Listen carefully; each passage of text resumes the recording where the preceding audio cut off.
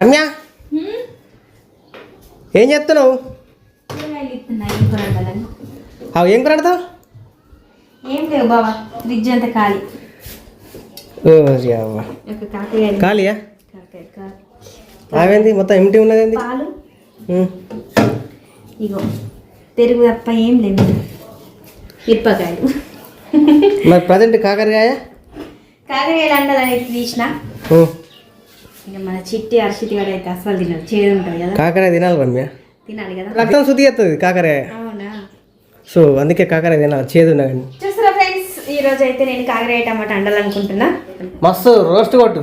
Roast అంటే fry అంతేనా? అది నువ్వే వేసి పెట్టచ్చుగా. చేయి ఇక నేను ఆగా తీసుకుంటా. మరి చేతపడు. శ్రీవారు వంట చేస్తారట, అప్పుడప్పుడు అట్లా అర్థం చేసుకోవాలి కదా. Thank you. Okay, most welcome Ramya. I will cook, no problem. Okay.